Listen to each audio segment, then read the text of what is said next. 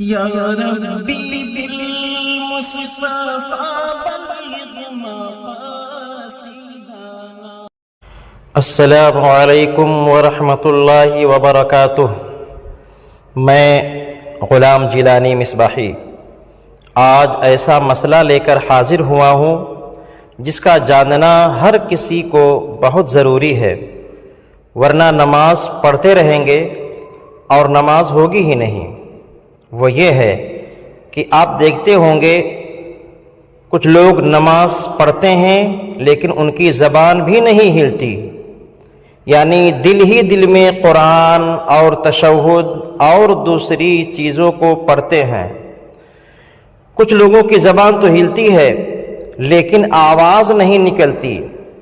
دوسری غلطی حروف کی ادائیگی میں کرتے ہیں۔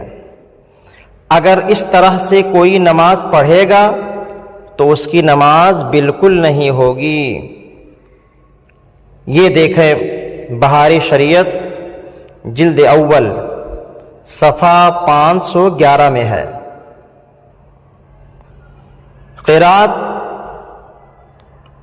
اس کا نام ہے کہ تمام حروف مخارج سے ادا کیے جائیں، کہ ہر حرف غیر سے صحیح طور پر ممتاز ہو جائے، اور آہستہ پڑھنے میں بھی اتنا ہونا ضروری ہے کہ خود سنیں۔ اگر حروف کی تصحیح تو کی مگر اس قدر آہستہ کہ خود نہ سنا، اور کوئی مانع مثلا شور و غل یا ثقل سماعت بھی نہیں تو نماز نہ ہوگی۔ معلوم ہوا کہ اس طرح جتنی نمازیں پڑھ چکے ہیں ان سب کو دہرانا پڑے گا۔ یہ کہنے سے کام نہیں چلے گا کہ میں نہیں جانتا تھا، کیونکہ نہ جاننا یہ کوئی عذر نہیں ہے۔ اس لیے کہ سرکار صلی اللہ تعالی علیہ وسلم نے فرمایا، طلب العلم فریضۃ علی کل مسلم و مسلمہ، علم دین کا حاصل کرنا ہر مسلمان مرد و عورت پہ فرض ہے۔ اس علم سے مراد دین کا علم ہے جو انسان کی زندگی میں پیش آنے والے ضروری مسائل ہیں، یعنی بالغ ہونے کے بعد جیسے جیسے شریعت کے احکام انسان پر لازم ہوتے جائیں گے ان احکام کے مسائل کا جاننا اس پر فرض ہو جائے گا۔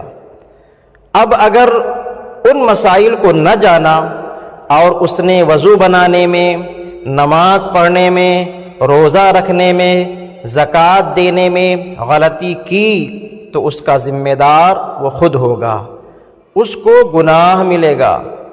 اس لیے آپ حضرات اپنی عبادتوں کے مسائل کو جاننے کی بھرپور کوشش کریں تاکہ آپ کی محنت رائگاں نہ جائے۔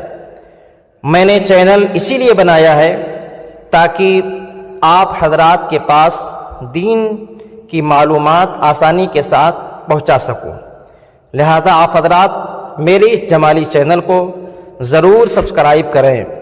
اب آئیے جانیں کہ ہم کس طریقے سے پڑھیں تاکہ ہماری نماز ہو جائے۔ تو سنو، چاہے ہم نماز پڑھیں یا اس کے علاوہ کوئی اور وظیفہ کریں، اس کے لیے ضروری ہے کہ حروف کی صحیح ادائیگی کے ساتھ پڑھیں، اور کم سے کم اتنی آواز ہماری زبان سے نکلے کہ اگر کوئی شور و غل ہلہ ہنگامہ نہیں ہے تو وہ آواز ہماری کانوں تک پہنچے، یعنی سائیں سائیں کی جو آواز ہوتی ہے اتنی آواز تو نکلنا ضروری ہے۔ جیسے میں پڑھ کے آپ کو بتا رہا ہوں، الحمدللہ رب العالمین الرحمن الرحیم مالک یوم الدین، اس طرح سے آواز آنی چاہیے۔ آپ حضرات اس پہ خود عمل کریں اور دوسروں تک یہ پیغام پہنچائیں۔ السلام علیکم ورحمۃ اللہ وبرکاتہ۔